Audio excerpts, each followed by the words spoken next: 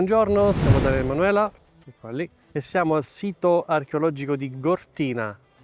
Gortina come unica provincia ufficiale dell'impero romano, città che ha avuto grandissimi risvolti politici, una grandissima storia per quest'isola e anche per quello che riguarda il territorio della Cirenaica, quindi di fronte, ovvero la Libia, perché questo era il trampolino di lancio dell'impero romano verso la Cirenaica. E niente, adesso andiamo a visitare questo posto che tecnicamente è meno famoso rispetto alle città minoiche, perché chiaramente la gente va a vedere città minoiche, ma che secondo me ci potrà riservare delle sorprese davvero davvero importanti e davvero curiose. Emanuela, sei curiosa? Sei molto curiosa, sicuramente, molto curiosa. Amore? Dai, andiamo. Quanto? 10 euro. E porca troia. Vabbè, andiamo a spendere questi 20 euro, va? Perché è importante Gortina? Perché in pratica è l'espressione romana del dominio sull'isola, soprattutto quando a seguito del 68 d.C. i romani si stanziarono qui e fecero praticamente di questa città la loro capitale dopo aver praticamente distrutto le varie città che erano rimaste, tipo Zagros. Trasferirono tutto il loro potere militare e politico su questa città. Non è chiaro come mai abbiano scelto questo sito, però c'è proprio questo posto fisicamente, anche perché non era il porto migliore, non era il punto migliore per costruire, ma forse per una questione di centralità, forse di vicinanza con la Cirenaica, chi può dirlo? E chiaramente le costruzioni romane sono molto evidenti. Qui qualcosa effettivamente è rimasto. Questa è la Basilica di San Tito. Bellissima, come si Sì, prende? è molto bella tra l'altro. Allora, basiliche così ne troviamo soltanto in Italia, così grandi. E nei siti turchi qualcosa è rimasto. Mi ricordo per esempio la Basilica di San Paolo, ecco, vicino a Efeso.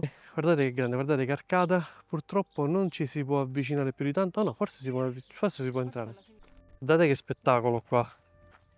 Questa è l'entrata della basilica. Che importanza davano alla simbologia religiosa in un posto dove il cristianesimo non aveva di fatto ancora attecchito tantissimo, ma che poi chiaramente grazie ai romani ha preso il sopravvento su tutta l'isola, tutt'oggi tra le altre cose. Guardate che imponenza che aveva questa basilica.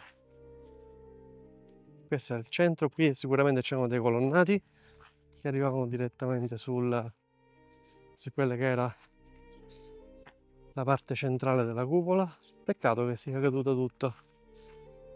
Ah, tra le altre cose, c'è da dire che la cupola è rimasta in piedi da sola. Non c'è stata una vera e propria opera di ristrutturazione, è stata sostanzialmente messa in sicurezza quello che c'era. Guardate lì, le travi principali, non ci sono affreschi purtroppo, o almeno io non ne riesco a vedere, non ci lo sappia, quindi non ce n'è, però ancora è possibile vedere la tipologia di marmi che era stata usata per costruire. Chissà da dove arrivano questi marmi. È molto bella, molto bella. Poi questa volta sul tetto è veramente molto molto bella. Chissà come deve essere bella e che colori doveva avere. Questa è la vasca, non è la vasca idromassaggio questa qui. Questa qui, come si può ben vedere, è una vasca, si vede lì lo scolo dell'acqua, è una vasca battesimale. Era parecchio che non vedevamo rovine romaniche. C'è molto caldo, non è grandissimo, si estende più o meno per qualche centinaio di metri, ma merita. Molto bello. L'elevazione a provincia romana di una città, di qualsiasi territorio, dava la possibilità di accedere a dei finanziamenti direttamente da Roma molto importanti. È per questo che essere considerata una provincia romana era qualcosa di molto significativo. Non era soltanto un territorio conquistato, colonizzato e sfruttato per i diversi motivi. Quindi l'imperatore era, tra virgolette, obbligato, ma anche richiamato da ovviamente interessi, a mandare tanto denaro per poter effettuare le proprie operazioni militari, di civilizzazione, di colonizzazione, eccetera, eccetera. Quindi creare un potere non solo amministrativo ma anche politico all'interno della città. Potere politico che, come dicevo prima, fu strappato dalle città vicine come Zagros per esempio, e che è stato tutto trasferito qua, quindi tutti quelli che erano i poteri legislativi e amministrativi furono trasferiti qui a Gortina, dove abbiamo capito sostanzialmente che tutta quella che era l'attività decisionale veniva poi svolta qui. Chiaramente, ricevendo ingenti capitali da Roma, era possibile investire anche in cultura. Cortina poteva avere ben 3 teatri. La religione fu influenzata da altre fedi, oltre alle divinità cretesi, Dictima e Britomarti, si adorarono i dorici dei greci che divinità egizie e orientali. A Gortina in particolare vennero addirittura adorate Iside e Serapide. Uno dei primi paesi dove si diffuse il cristianesimo fu proprio l'isola cretese, poiché l'apostolo Paolo incaricò il suo collaboratore Tito, che era greco di origine, e gli diede l'incarico di occuparsi della diffusione della religione proprio a Gortina nel 58. Egli praticamente fondò la prima chiesa, che adesso vediamo sotto forma di basilica. Poi diventò vescovo e morì nel 105. Mentre invece nel 248, sotto l'imperatore Decio, iniziarono le persecuzioni contro i cristiani e 10 di essi divennero martirizzati. Da questo martirio nacque la città dei 10 santi, ovvero Aghideca, che è qui vicino. Con i romani furono costruiti grandi anfiteatri per ospitare combattimenti gladiatori o animali, e in essa possiamo vedere anche l'Odeon, che stiamo vedendo in questo momento. 2 teatri, 2 ninfei, templi, eccetera, eccetera. Quando la capitale dell'impero divenne prima Bisanzio e poi nel 330 d.C. la neofondata Costantinopoli, Creta passò sotto l'impero romano d'Oriente. Fu governata da uno strategos bizantino e si distaccò dal contesto occidentale dell'impero. La religione cristiana, prima soggetta al papato, passò al patriarcato di Costantinopoli, quindi diventarono ortodossi, e furono edificate numerose chiese, tra cui 40 basiliche, le principali delle quali in diverse città, tra cui Cortina. Un fatto curioso, nel VII secolo gli arabi effettuarono diverse incursioni. Nell'824 gli esuli musulmani di Al-Andalus, quindi gli andalusi cacciati dalle terre spagnole, oggi spagnole, morsero le proprie attenzioni su Creta e si impadronirono di quasi tutta l'isola in pochi anni. La conseguenza fu che Gortina e le altre città furono ridotte in rovina. E questa è Gortina. Allora possiamo vedere quello che è rimasto del pavimento, che doveva essere secondo me bellissimo. Cioè immaginatelo tutto lucido, nuovo e colorato. Questo chiaramente è un Odeon, quindi qui si rappresentava la musica. Immaginatevi centinaia di persone sedute lì a ascoltare qualcuno suonare o lo spettacolo in generale.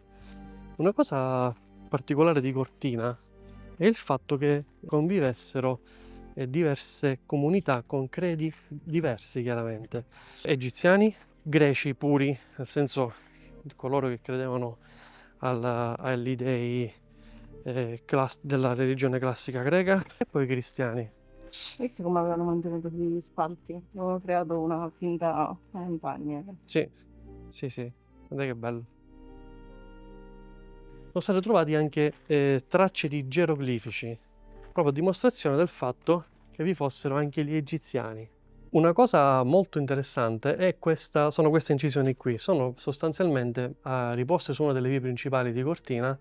Al passaggio le persone avevano modo di leggere sul muro le leggi che bisognava rispettare per abitare o passare da Cortina.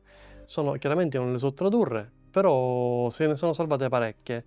Alcune sono tipicamente comportamentali, tipo non fare quello, non fare quell'altro, rispettare delle norme igieniche, andare al mercato, rispettare i prezzi e queste cose qua.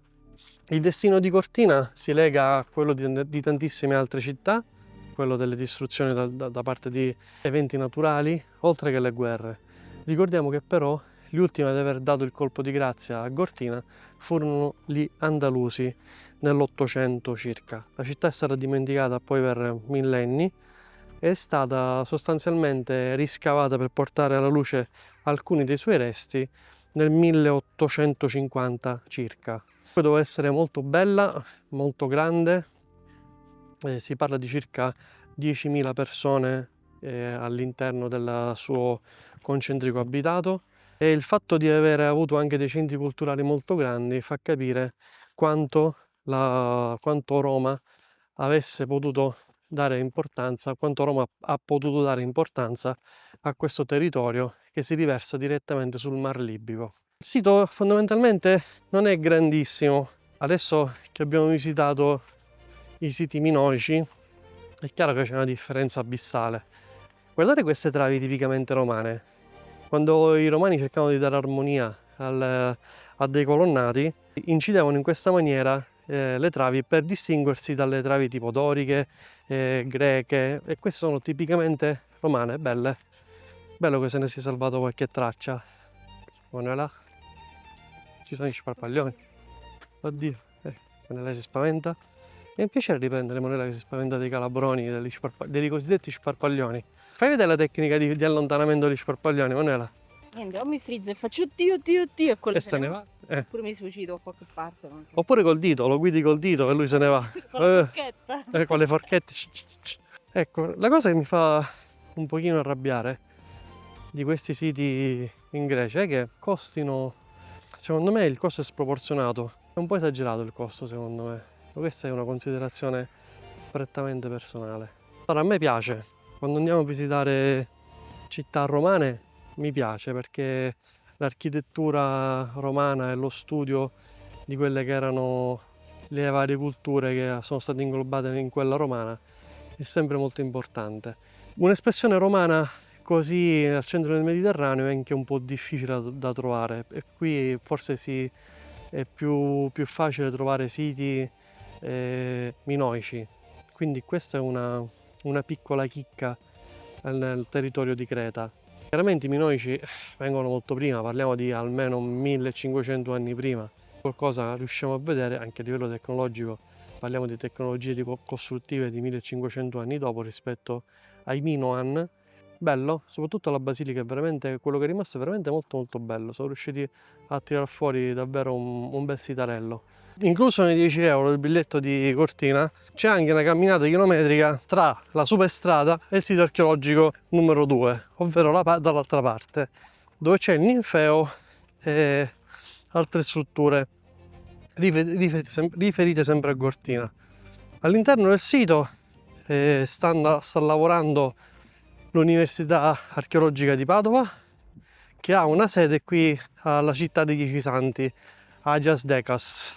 Mi fa un po' arrabbiare questa cosa perché non c'è una singola indicazione. Abbiamo dovuto chiedere a un produttore di prodotti agricoli che ci ha detto gira destras, poi destras. No, non ha detto proprio così. In compenso però ci ha offerto un bicchiere di una bevanda al gusto di cannella. Ovviamente che ora può essere? Mezzogiorno, beh, chiaro questo, no? Ci sono degli ulivi qui a Creta pazzeschi. Devo essere anche sincero, le olive non è che facciano impazzire, perché sono di quelle piccoline, secondo me fanno pure poco olio, ma quello che fanno è veramente buono. Work in progress, non si può entrare. Allora, si vede chiaramente che sono costruzioni al tempo in cui si adoravano le divinità greche. A dimostrazione che questa città era un crogiolo di credi, di religione e sicuramente anche di lingue. Ovviamente la lingua principale è stata nella sua maggior parte della storia, è stato il greco. Queste sicuramente erano case, si riconoscono dai muri e dai tagli.